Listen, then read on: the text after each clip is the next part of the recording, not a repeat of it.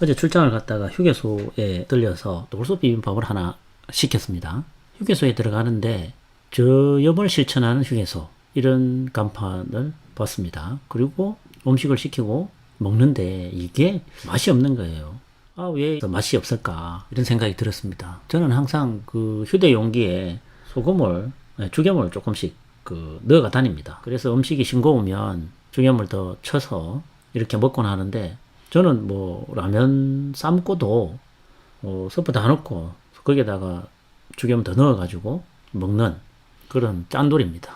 그런데 이 음식이 비빔밥이 맛이 없으니까 찌개나 국이나 이런 것 같으면 소금을 뭐 더 넣어가지고 내 입맛에 맞게끔 하면 되는데, 비빔밥에다 소금을 치는 것도 그렇고, 그래서 음식을 남겼습니다. 나물 있는 대로 골라 먹고 입맛이 맞지 않으니까 남겼는데, 그 소금이 음식에 미치는 그런 맛이 역시 적지 않구나 이런 것을 저는 느꼈습니다. 지금 여기 보여드리는 이 자료는 소금 중독이라는 책, 김성근 박사가 쓴 소금 중독이라는 책의 한 부분을 발췌를 했습니다.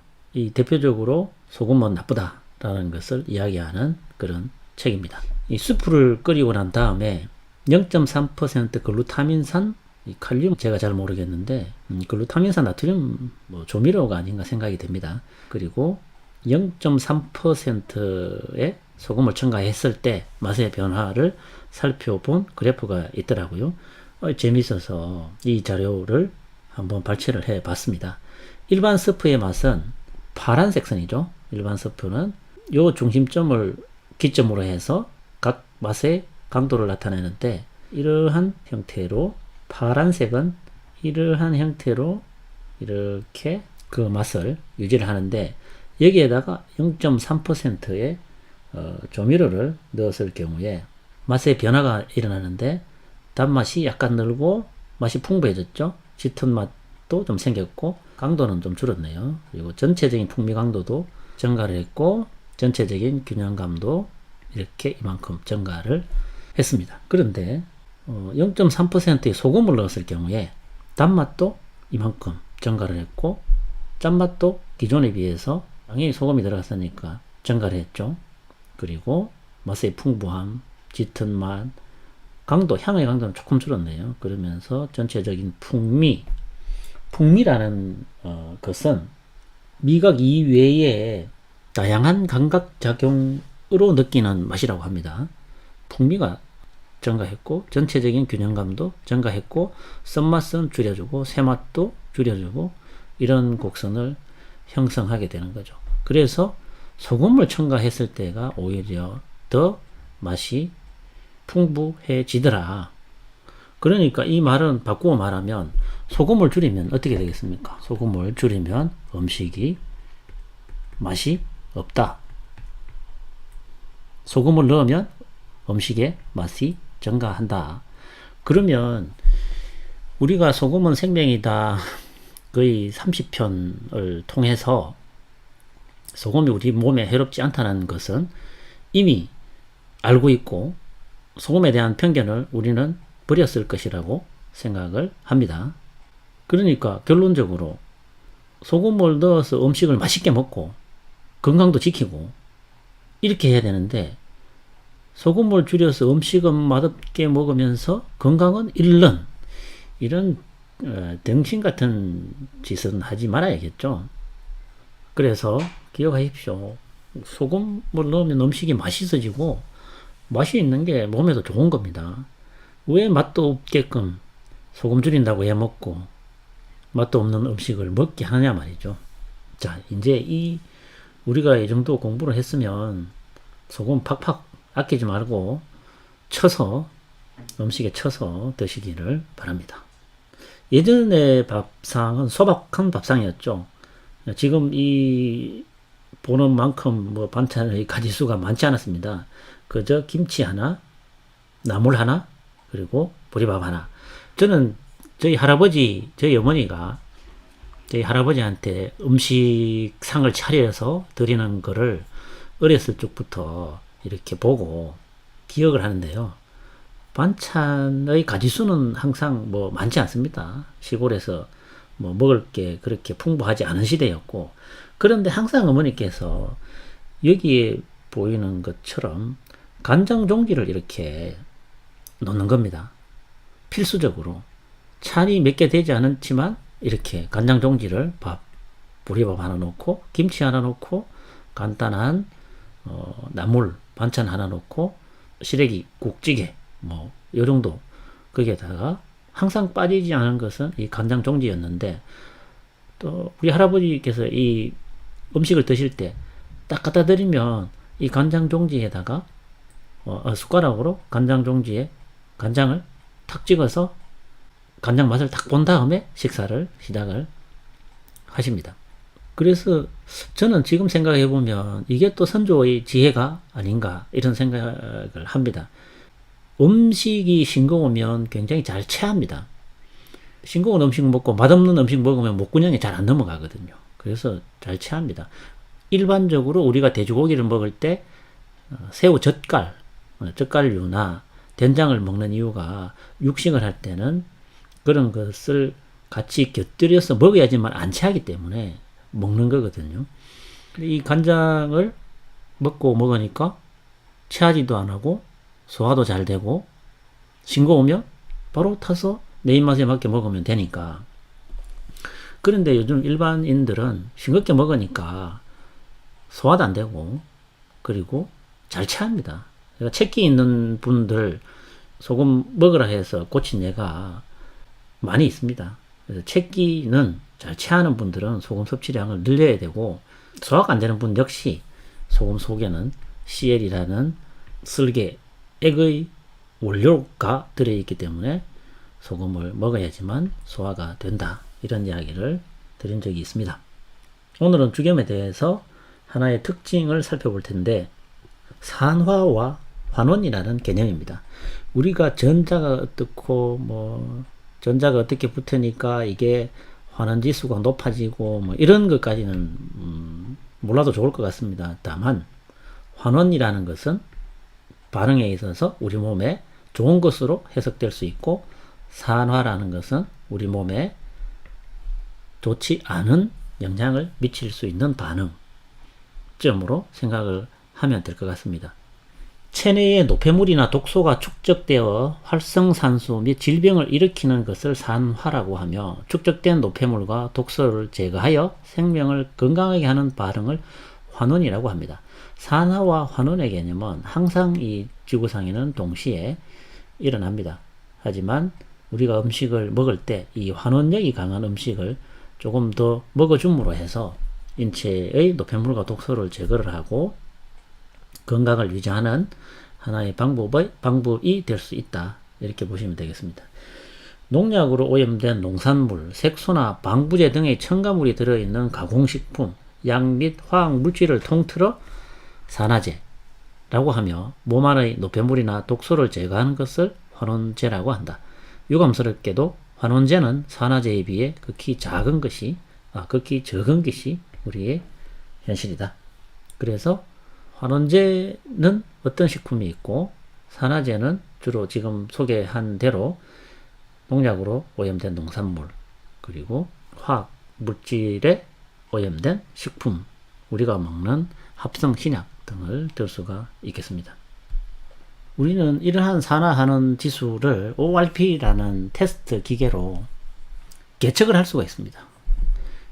센서를 어떤 측정하고자 하는 용액에 이렇게 담근 다음에 이게 용액이 되겠죠. 그리고 이게 센서가 되겠습니다. 이 용액 안에는 이런 전자들이 있을 거고, 이 센서가 이 전자가 얼마나 붙어 있느냐 이런 거에 따라서 ORP 수치를 읽는데, 환원 수치, 산화 수치를 읽는데 표기는 미리볼트로 나타낼 수 있습니다.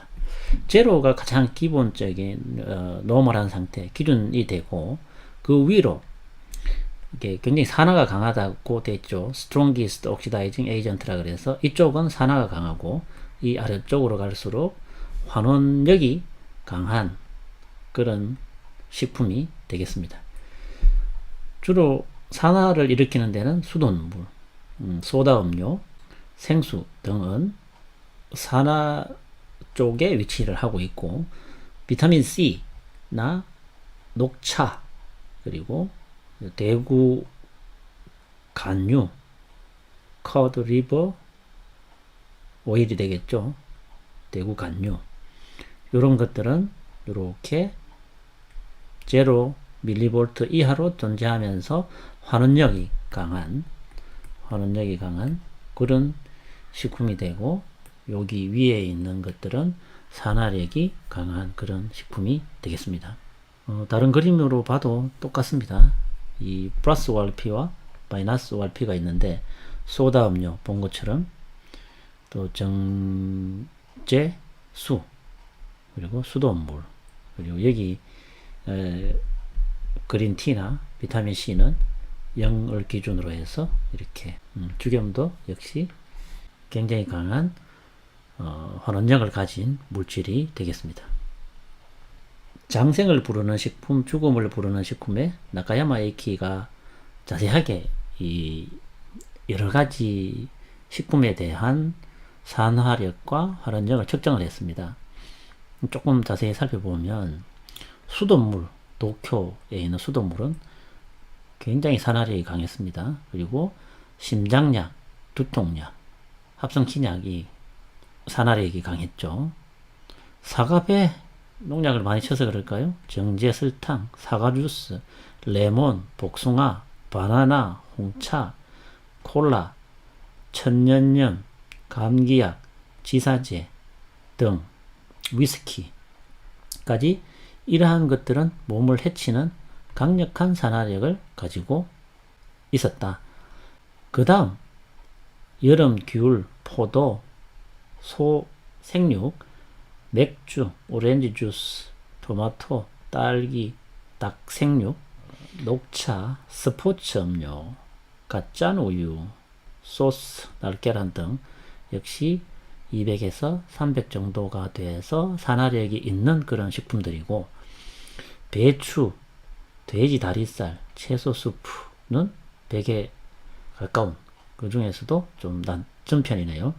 무순, 양상추, 무잎, 닭모래 주머니, 간장, 낫또, 환원수, 전기 환원수는 제로로 가죠. 우리가 지금 산화에서 환원으로 넘어갈수록 뭔가 좀 좋게 느껴지는 그런 식품들로 가는 것 같습니다. 이제 마이너스 100 이상 되는 병을 치료하는 강력한 환원력에 보면 옥수수 갓 딴 것, 오이, 고구마, 소의 생간, 돼지의 생간, 알칼리 이온수, 이런 것들은 마이너스 100에서 마이너스 200. 주로 유기농으로 지은 농산물은 이 0mV 이하로 환원력을 나타내는 것으로 알려져 있습니다. 그리고 마이너스 300mV 이하 농도에 따라서 죽염이 가장 강력한 환원력을 보이는 물질로 소개가 되어 있습니다. 지금 이거는 사무실에 이렇게 만들어 놓은 건데, 소금을 약 20% 정도의 용액으로 만든 다음에 녹슨 못을 담궈 놓았습니다. 그랬더니만 이 정제염은 물의 색이 굉장히 혼탁해 됐죠. 이게 천일염입니다. 역시 혼탁해졌고, 정제염이 가장 혼탁하고, 그 다음 한 번 구운 죽염의 경우에 이 천일염보다 조금 더 나은 상태를 유지를 했지만, 이 그림을 보시면 역시 이렇게 썩 깨끗한 상태는 아닌, 그런데 3번을 구우니까 이거보다 또 더 깨끗한 상태, 9번을 구우니까 전체적으로 상당히 더 환원력이 강한 그런 상태를 보여줍니다. 그래서 일반적인 똑똑한 서울 사람들이 이야기하기를, 왜 소금을 쓸데없이 힘들어가지고 구워 먹냐. 저는 이 세상에서 우리나라 속담이 때로 굉장히 정확한 진실을 가르쳐 줄 때가 많다는 것을 느꼈습니다. 빈 깡통이 요란하다. 정말 이 진리입니다. 진리. 빈 깡통이 요란하다. 모르면 가만히 있어야 되는데, 모르면 더 아는 체하고 더 나대죠. 그리고 서울 안 가본 사람이 서울 가본 사람을 이긴다. 제가 이런 소금에 대한 논쟁을 하려고 하면 어느 정도 실력과 수준이 되면 이게 토론이 됩니다. 그런데 완전히 소금에 대한 소금을 악마로 생각하고 있는, 악마의 물질로 생각하고 있는 사람들하고 이야기를 하면 이건 뭐 파고들 자리가 없습니다. 토론 자체가 안 되는 거죠. 그래서 여러분들은 벌써 지금 이 영상을 보는 분들은 소금에 대한 편견을 많이 깼을 거고, 그 편견을 깨기 위해서 노력하신 분들이라고 생각이 되고, 그래서 이런 자료를 같이 공유를 하고 볼 수 있는 것이라고 생각이 듭니다. 계속 구우니까 이런 현상이 생기는 거예요. 이렇게 환원력이 처음에 1회 때는 약 마이너스 50mV도 안 되던 게 이런 식으로 환원력이 급격하게 증가하더라. 그래서 굽는 데는 여러 가지가 이유가 있지만 이 환원력 개념에서 보면 이렇게 그 이유가 분명한 겁니다.